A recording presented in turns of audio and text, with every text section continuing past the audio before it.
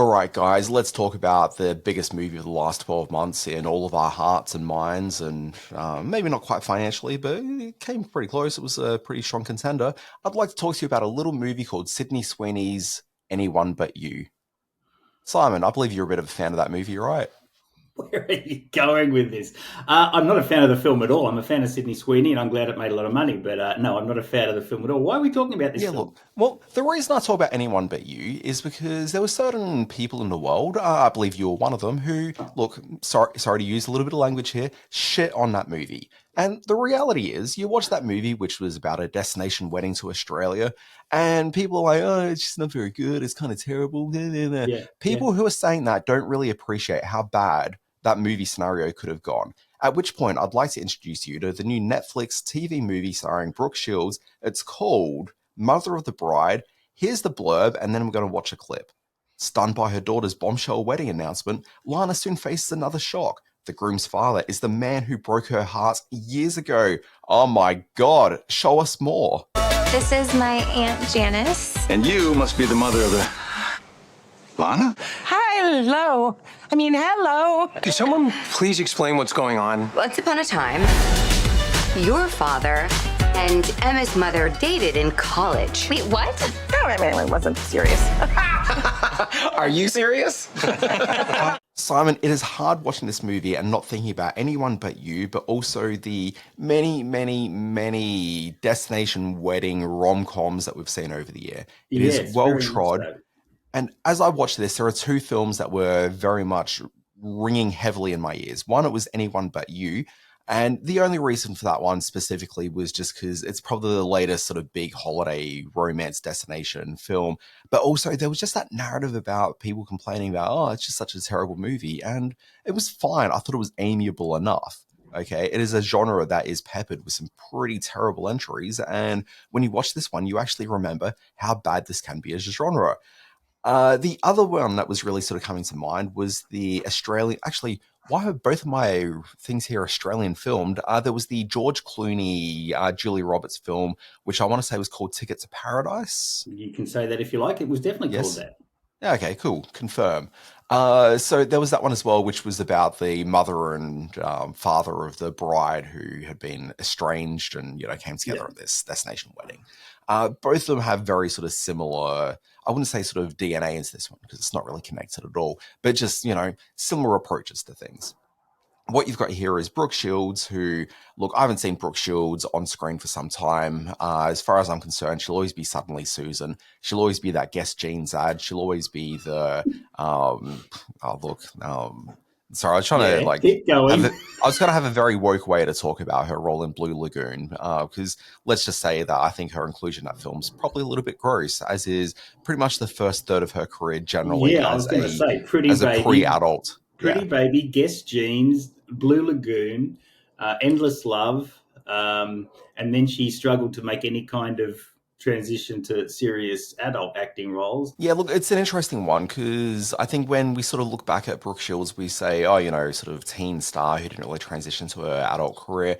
But she kind of did. Like, she was the star of one of the biggest TV shows at NBC for a couple of years there in a form of Suddenly Susan. Back, yeah.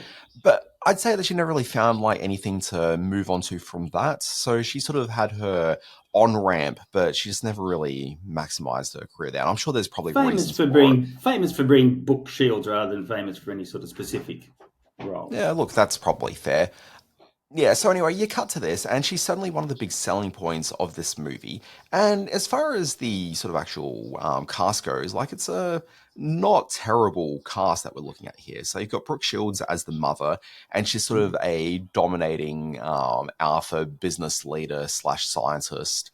I guess maybe one of the big problems with this movie is that, and I'll come back to the cast in a moment, one of the big problems with this movie is that it sort of scripts these ideas and it works on that Perd Hapley style idea of, oh, I'm laughing because it's the cadence of a joke. And it's not so much that there's the cadence of jokes here, but there's the cadence of the language of the rom-com. Okay, but the problem is that they never really follow through on some of the idea setups. So the film opens with Miranda Cosgrove, another cast member of this one, essentially being proposed to by her husband, a guy named Sean Teal, who I don't really know.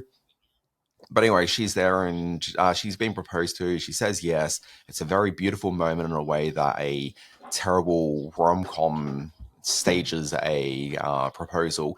Simon, I don't know about you, but a proposal isn't actually something where you come into a restaurant late at night and there's flowers everywhere and a staff there ready to clap and applaud and a small band ready to play after she says yes. The way a wedding proposal is supposed to happen is it happens at a pub, usually about 2:30 in the morning, okay, on the way home, and you're sort of stumbling around going, yeah, I guess so. When's this happening? Like that's how it happens. Look, it's true. I had to chase my wife across a paddock, and I tackled her, and I put the ring on her finger forcibly, and I dragged her back to the caveman style. So yeah, I know exactly how a proposal should go. Yeah.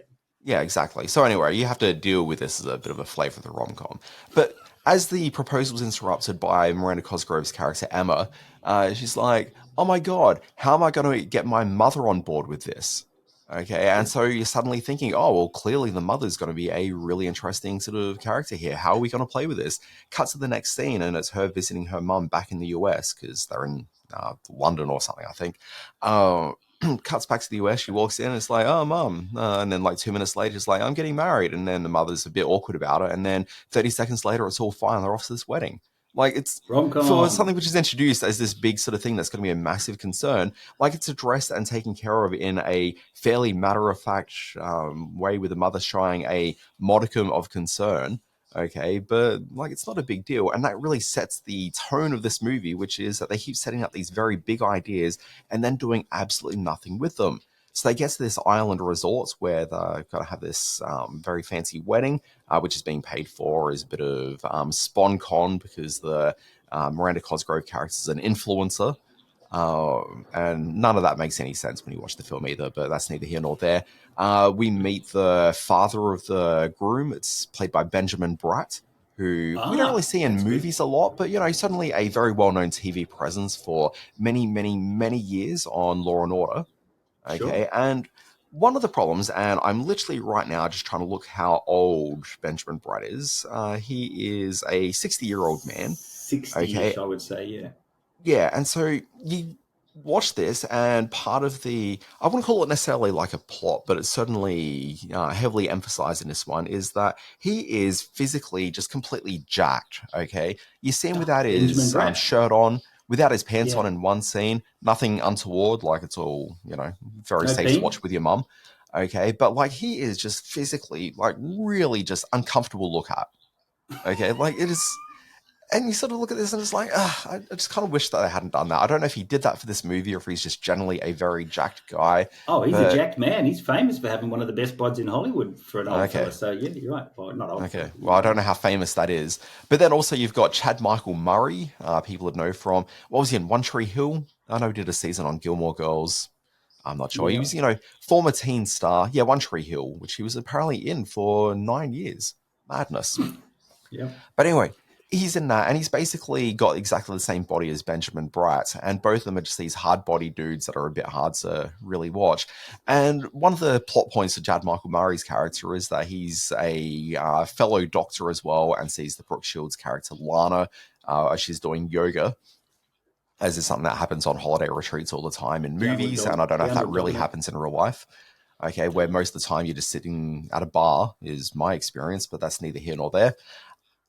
But like he's there looking across the room and is like, oh, Brooke Shields, you're this amazing looking woman. I must be with you. Or with his eyes. Didn't really verbalize this. Okay, but that's what's being sort of led there. But the thing is that Brooke Shields, look, I'm trying to be as polite about this as possible.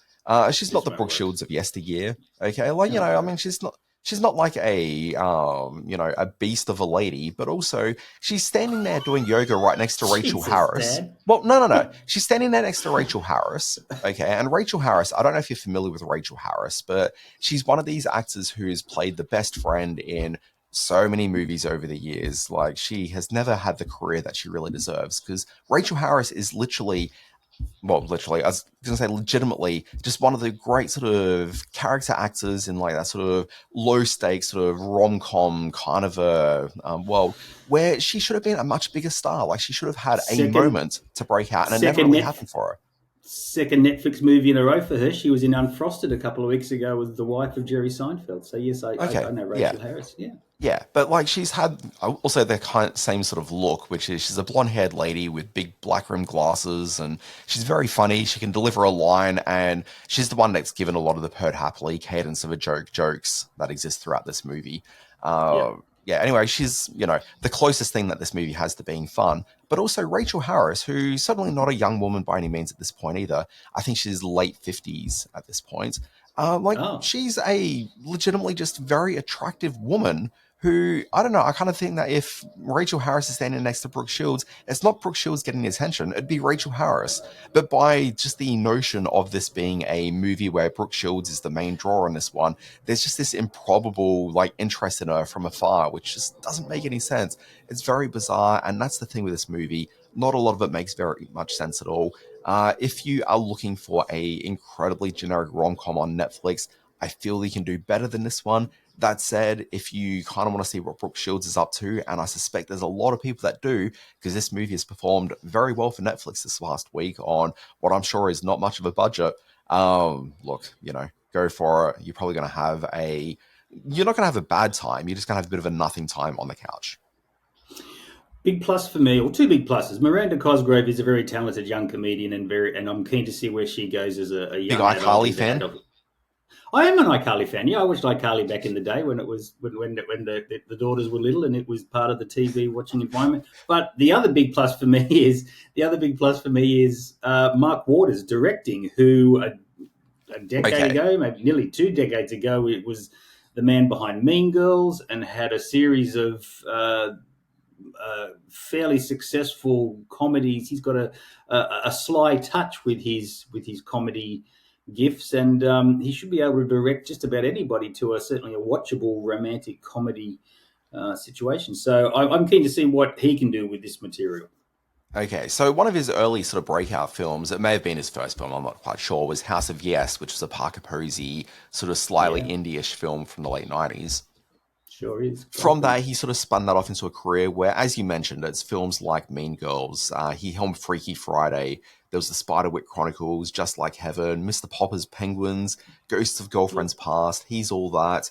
We are talking about a guy who is a journeyman director who, frankly, looking at his work here, is no better than any director who's being asked to point and shoot and to deliver a competent but not particularly sort of interesting production. There is nothing he's done here that has any directorial flourish that anyone would look at this guy, oh, look, it's another great Mark Waters joint. That's not the case at all. This is generic filmmaking at its most generic. The exception that proves the rule is Mean Girls. It does have directorial flourish, and that comes from Tina Fey's script. So I would suggest that when he gets the right material, flourish. The film has flourishes from the director's point of view. When he gets the right material, he can add something to it. But he very much was slotted into the let's get a comedy out there. And when you start talking about things like Girls of He's All That and Ghosts of Girlfriends Past and stuff like that, he didn't have a lot to work with there. So I'm not surprised that he's gone down the Netflix Brooke Shields route at this point in his career. Look, I think that we're largely looking at someone who is a fairly capable director who knows how to work a production, but I don't think we're looking at anyone particularly amazing. And look, when I think about Mean Girls, there's nothing about the direction in that film that really sort of speaks to me as being particularly that significant. It's all the Tina Fey script. It's all the casting. Disagree. But anyway, that's fine. Well, he's now at a point where he's taking the Netflix dollars for stuff like this, probably getting a trip to, where was it shot? Thailand or Burma or something like that. So, yeah, Burma. Like so many great rom-coms of years gone past, they filmed in Burma. All right, well, maybe there's something to see in this. I might have a look at it when the weather gets really cold and I'm just not going outdoors. I might stumble across this one. So it's called Mother of the Bride. Sorry, just in terms of, I'd be remiss if we talked about Mark Waters as the director and not also mention Robin Bernheim, who's the credited screenwriter. Much like Mark Waters, she is very much a journeyman. She is the EP and I think writer of like the Princess Switch movies. She's got some experience working on Little House on the Prairie back in the day, Quantum Leap, Star Trek Voyager. But probably sort of, as loosely a connection as we can get to anything like this one. Remington Steele was one of her big things back in the day. But, certainly one of these sort of journeyman TV writers from throughout the years, but someone who's been around for years and years and years, kind of like Mark Waters. Kind of like me. All right, well, Mother of the Bride on Netflix. Keen to see it. And like when I saw that in our running sheet, I thought, oh my God, Dan's not watching much television. So I'm keen to see how he makes 2 to 3 minutes out of Mother of the Bride. But you did good. You're a consummate professional, Dan Barrett, and thank you for a fun review. What are we talking about Before we throw to the next thing, okay, yes. We were talking just before we started about the idea that you're not reviewing the new movie If this week. Now, if people don't know the movie If, I would understand. If is a acronym for Imaginary Friend. It's the latest joint by John Krasinski and stars the guy from Two Guys, a Girl on a Pizza Place. I don't know what happened with that guy. Right? Yeah. Imaginary Friend. I thought it was Invisible Fart. No, maybe I got looking at the wrong movie. No, I think you're just looking at the reviews. But Simon said, I just had no interest in getting onto this one. And look, I think that's probably reasonable. Reviews haven't been particularly great. I don't know the movie's been sold in a particularly sort of interesting manner. But one of the things that I thought was probably worth looking at is loading up the Event Cinemas website, which is the biggest cinema chain in Australia, and seeing how much screen time they're dedicating to If. And it's not really a lot. Like, it's certainly got screen presence, but it's not on the big screens. Like, I can't see looking at... I'm on a Saturday here. Sorry, let me just finish my thought here, Simon. I'm looking at a Saturday here, and at some of the biggest cinemas in Brisbane, Indooroopilly, Mount Gravatt, Pacific Fair, Robina, none of them have any VMAX screens given, so they're not being given the premium screens. They're being given it in Chermside and Carindale, but even then, not all the screens. But Kingdom of the Planet of the Apes has most of the premium screens still for the second week running, which bodes for a box office they're not really expecting to be particularly massive on If. You know how I know that they're much more interested in If as a small screen film than a big screen film? Because nobody wanted to launch a major release 7 days out from Furiosa, which hits cinemas next week. So whatever's in cinemas next week is going to have to make way for the new Mad Max film. And I'm assuming that they're thinking they'll get a week of steady trade out of If with the family audience. And then it'll just be bundled off to one of the streamers, probably Disney. I'm not sure who's got it. But it'll lose, as will Planet of the Apes next week, it'll start losing screens to Furiosa. So there's no long-term planning for If other than as a home viewing option for families. It will be my way of thinking. It will. I've got this kind of vibe around Furiosa, though. Like, all the reviews for it have been really strong, but I kind of think it's going to underperform it. Oh, well, look, most of the reviews I've seen... Oh, actually, no, all the reviews I've seen have been very strong. I can't say I've seen every review. Okay, well, you haven't seen mine yet, my friend, but I've got a big week next week. Don't you worry. Yeah, right. I kind of think this film's going to underperform a bit. I don't know. It just doesn't seem like people are like crazy excited about it. And cuts that as well. Mad Max Fury Road, as much as film nerds loved it, and it certainly performed perfectly fine, it wasn't a massive blockbuster either. So I don't know. It's going to be interesting to see how that one does. Exactly right. Let's get on with this week's reviews, my friend, because I've got a couple to get through. Yeah, sorry, this is the part where I dilly-dally because I'm just not interested in either of these titles you got coming up. But I can tell, Simon, let's talk about this exciting film called The Way, My Way. Let's watch a clip and then tell us what it's about. It all started on that holiday in Spain. They're pilgrims. Pilgrims. Hey. Need a lift, mate? No, I'm in training. Training? Yeah, I'm going to walk the Camino de Santiago. It's an 800-kilometre pilgrim's walk in Spain. I am hoping that after this Camino, I won't have to apologise for you anymore. Are you Bill? Yeah, I'm Balázs. Nice to meet you. Here comes Leslie. Yeah. Hi. Oh, no, don't hug. I'm Rosa. Rosa. Home for the night? Do they have a turn-down service? That's a joke.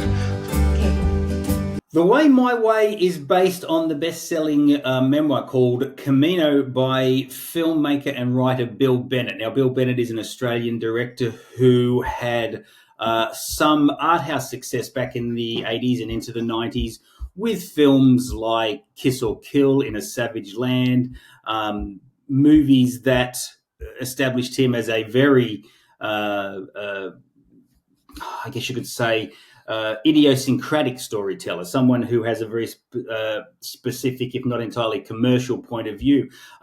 He had a shot in Hollywood where he directed To If by Sea, the Sandra Bullock movie, with Dennis Leary, but came back to Australia and settled into a life over here directing some small screen stuff. He did The Nugget,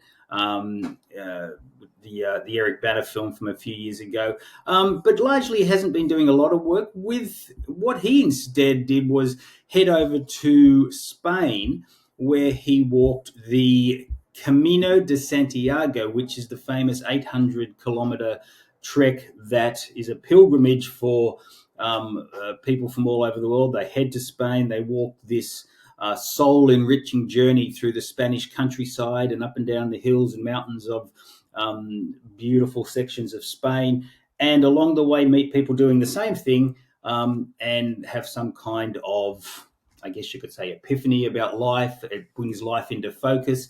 So this movie, The Way, My Way, is a director, Bill Bennett, telling us about his journey on the Camino de Santiago. Chris Haywood plays Bennett in this film, the great Australian actor Chris Haywood. It's great to see him on the big screen again doing work, particularly set against this stunning countryside. Having said that, and this is where there's a kind of an issue for me, it's a lot of walking, and it's a lot of walking through very beautiful scenery, and I know some of the biggest films of all time have featured walking, like Lord of the Rings, which is basically 9 hours of people just walking, or little people just walking.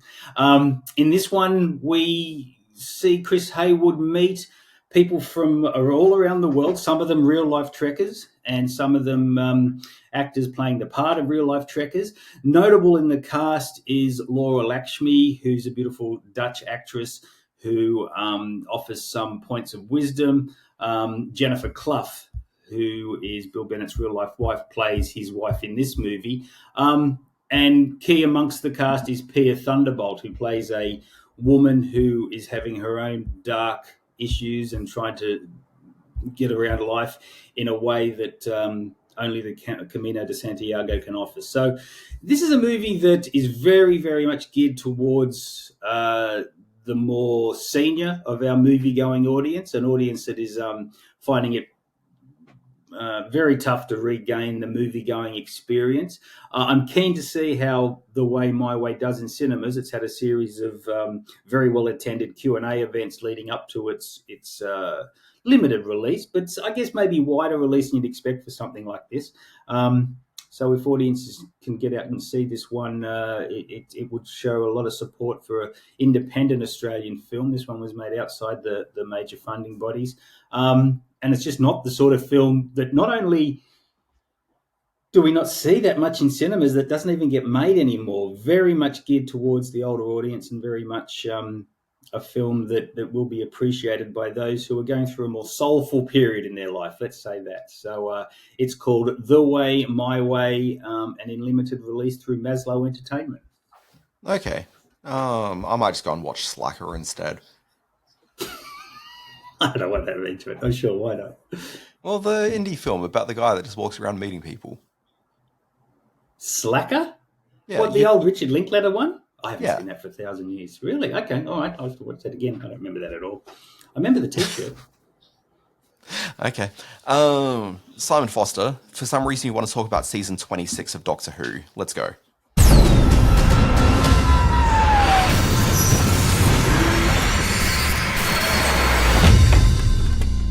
Give me the loving! Where did he come from? I don't know, he sort of popped up at the right moment. And then he spoke about time travel. Ruby, You want to know my secret? I have the whole universe at my fingertips. And I'm all on my own. I'd love it if you came with me. Who are you? I'm the Doctor. Time may change me. It's called the TARDIS. It's a time and space machine. Is it safe? No idea.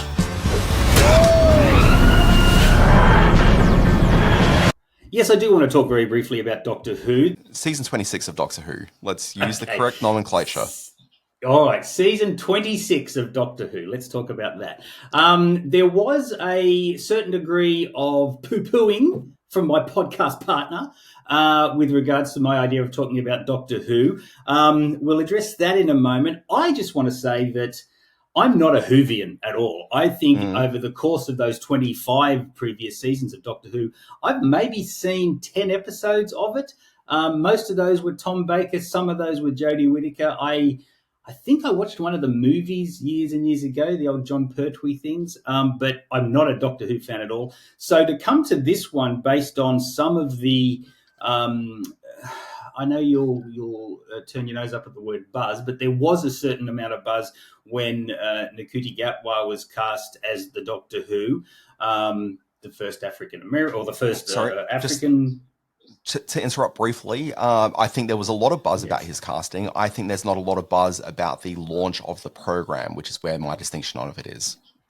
Okay, all right, we'll get back to that. And I did not see the Christmas special or the Christmas released episode that came out earlier last year. So I'm literally coming to this series as the episodes drop.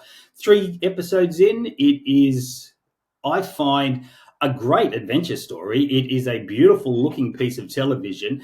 The casting of Millie Rogers as the Doctor's Offsider and of Ncuti Gatwa as the Doctor proves to be an absolute masterstroke. They are terrific together. The fact that, and sexual tension hasn't always been primary to the roles to these roles over the years, but it's played kind of a part. There's none of that in this. These are like 2 friends who are connecting on the level of a friendship and the adventures that they go on against some of these really spectacularly imagined alien creatures and vast worlds is just so much fun to watch, and it's really fast paced too. It's a pacey action adventure series with a lot of humor. I know a lot of the complaints, or some of the complaints, are that it's been quote unquote Disney-fied. I'm not quite sure what that means, but if it's helped the series find a breath of fresh air and makes for an enjoyable watching experience, which it has for me, then I guess I'm all for that. They haven't really handled a lot of YA material particularly well, and I'm thinking of things like Percy Jackson recently, and a couple of other properties that they picked up and have stumbled badly with. But with Doctor Who, they've found a winning formula, and Russell T Davies as the showrunner has proven to be quite the genius in the way he's put this new look show together. So just ticks all around for me for the casting and the adventures that the Doctor provided in the 26th season of Doctor Who. Okay, cool. Well, you really justified the use of that segment, Simon. I'm very happy we did that. I really did. I really, really did. Well, that's our reviews for the week. Simon Foster, let's move on to our weekly intermission.